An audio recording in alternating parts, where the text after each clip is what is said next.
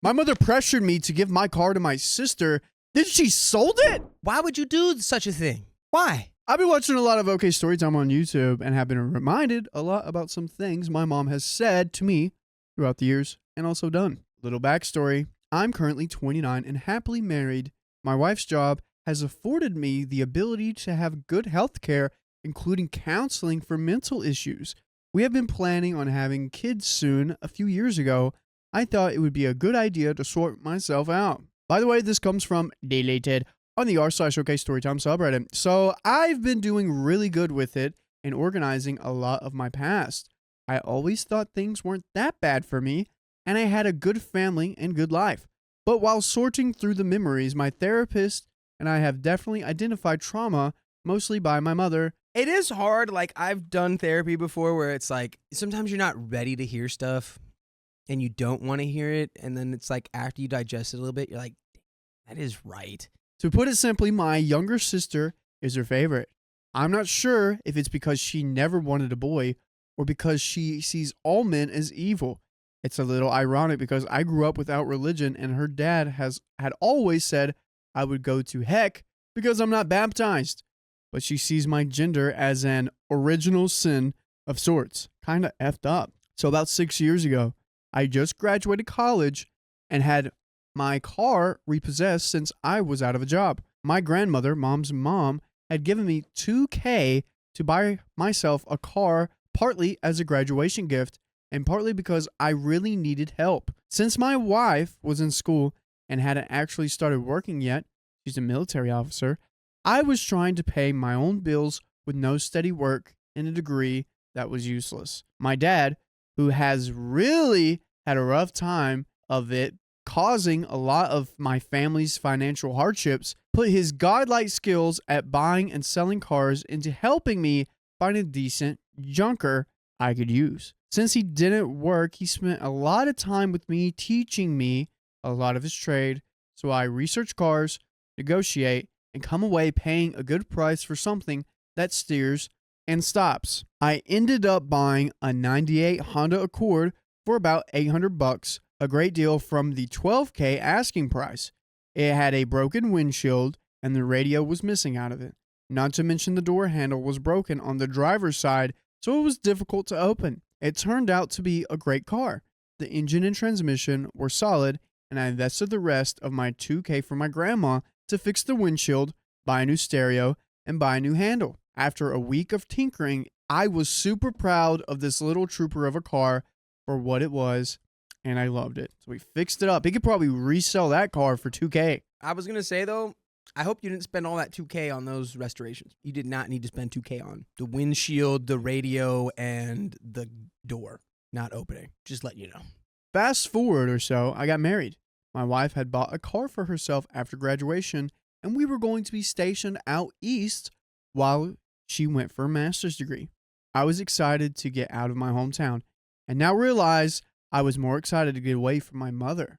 Ooh. My mom was going to miss me, but she was excited for me until I told her I was planning to bring my car out east with me. My sister lived with my parents at the time and had no car, but she did have a job and often got rides from me, my parents, or her friends. My mom and dad shared a vehicle, but my dad didn't work, so their transportation situation wasn't the worst. My mom didn't share the sentiment and started in on the hints they could use my car. The city we were moving to would make 2 cars redundant and inconvenient. My car wouldn't make it out there anyway. All her standard manipulative moves to convince me what she wanted was the right thing and my sister needed a car for work. Mind manipulation. And I don't know if he saw it at that point, the manipulation and stuff like that. Yeah, I think it was probably post-event that he realized this. For a while, I pondered if it was a am I the a-hole kind of story, but just wait until the end. One day during one of the shuffle where I had to pick up my mom and my sister at the same time because my dad was running errands, they cornered me in their driveway. Mom, your sister needs your car and you have no use for it. I get that, but it's my car. I could use the money from selling it. I can't get to work without a car, and without you helping us, I'll get fired. Why not buy my car? I'll sell it to you for what I bought it for. It's worth way more than that now. That's not fair to us. We don't have that kind of money to spend. We need your help. It went on like this, each of them getting more frantic and not listening to my logic. I tried to defend myself and brought out how I'd been able to buy a car when I was 16 using my own money. I pointed out that if my sister saved rather than spent her money, $800 wouldn't be that hard to come up with. They both got offended at the mere suggestion, and both of them started to cry.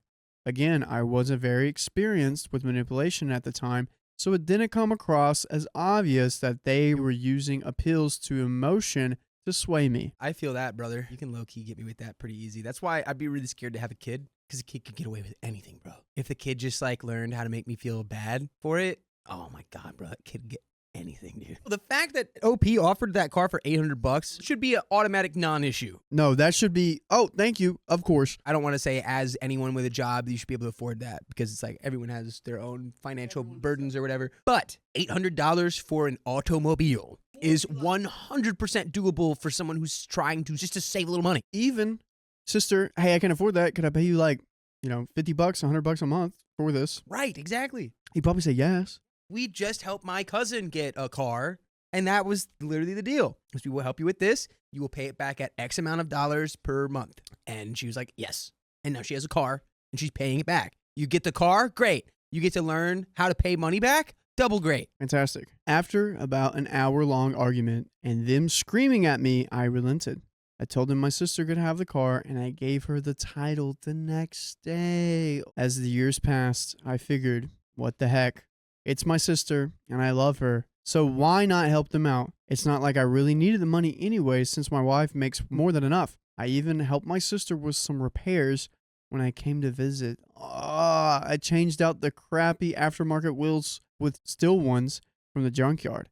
I fixed the AC, blower motor, changed her CV axles. That car was a good little trooper, and it stayed in the family, so whatever. I just remembered a very sad, tragic tale. Oh, what is it? I remember when a young Samuel Donner, he wanted to join the cool kids, but instead of labeling you as one of the cool kids, They called me Salad Boy because I ate nothing but salads. Could not trade my lunch for a lunch bowl, really anything. You know what community will always welcome you with open arms, Sam? And make you feel like a cool kid? The great people who have OK Storytime memberships. Oh, I heard that 60+ hours of members-only content Monday, Wednesday, Fridays. You heard right, Sam, and it's only $5 a month. So go to the link in our description, youtube.com/OKOP show/join. Now back to the story. Chomp, chomp. That is until about a year ago. She called me one day and told me she sold it for $2,000 and turned around to buy herself a new car. The red flag. Big old red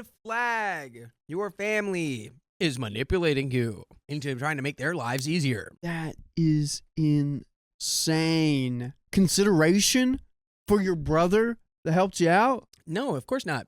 He's a tool that they use to get what they want. I will sponsor another creator. There's this guy called, I think his name's Caleb, and he does financial audits for couples and like people. Caleb Hammer. There's this one episode coming out right now where basically the kids are saving money to give to the parents because the parents want the kids to think that they should invest in their parents, so they have to pay rent and stuff like that.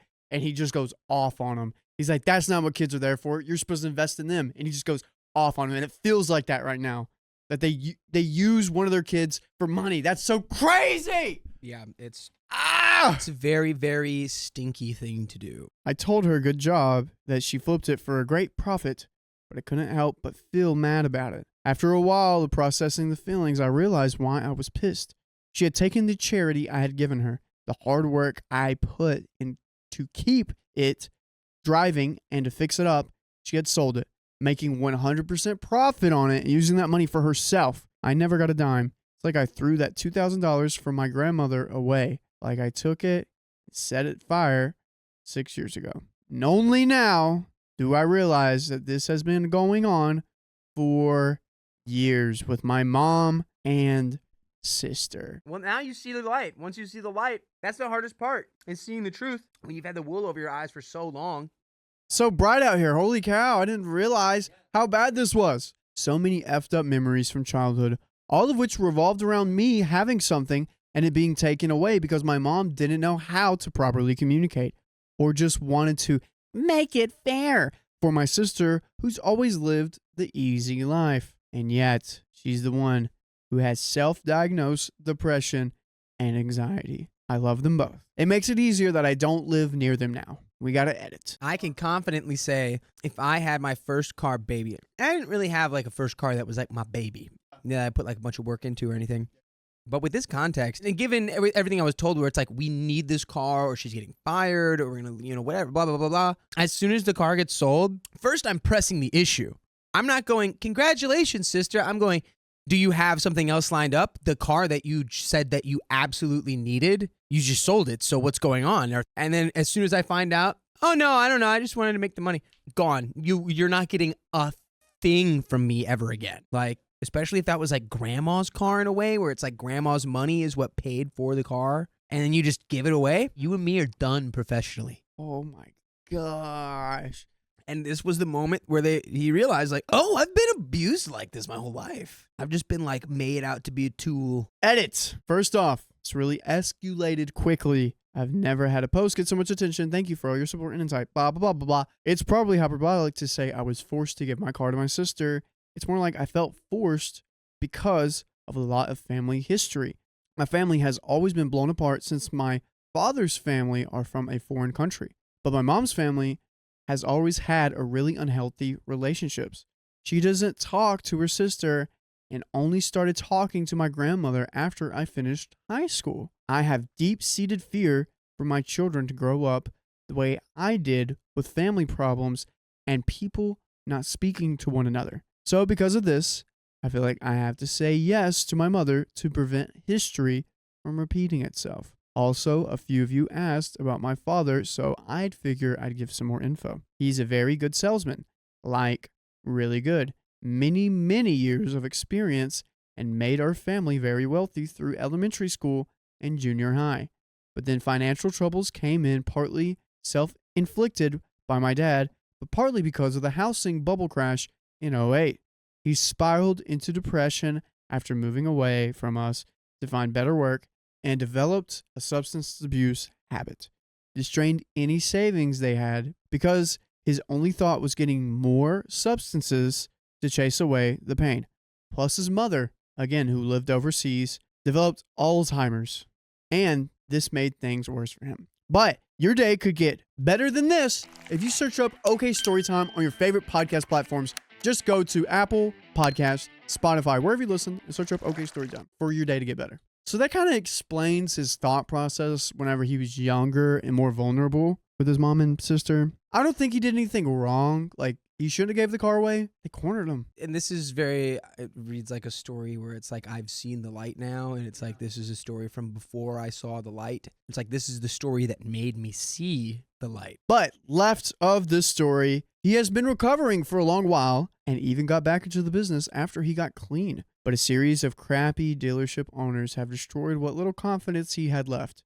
The way I see it, after making my mom have a comfy life for so many years where she didn't work at all, he deserves the retirement he ruined. Don't get me wrong, he's not a saint, but he's the only one that cheered for me or tried to make things truly fair between my sister and me. In a way, he's the only parent I truly love, so I probably make excuses for him. That's the end of that story. I was very aware there where it's like, I probably know where my excuses are coming from here. Yeah, years of therapy to get to this point. Dude, that's crazy. I wonder how many families went through a similar thing like that. That seems like a really strange portrait of like families like post economic crash in 2008, and then it's like right at the same time with like the everything going on with like opiates and stuff and like that. How many people had like a thriving life where it was like, I'm crushing it in the housing market and like all this stuff, housing bubble pops, now all of a sudden I have a injury or something and now I'm hooked on the little round boys. I had family members that dealt with that, and it was a very interesting life to live with them, not really understanding what they were going through. And from the very beginning, the Sacklers deserve to be penniless, and all of their money needs to go to the victims of the drug that they said was going to basically fix every problem in the world in terms of pain management, and like that it wasn't addictive and all this stuff. It's like they deserve the 8th circle. But that's the end of that story.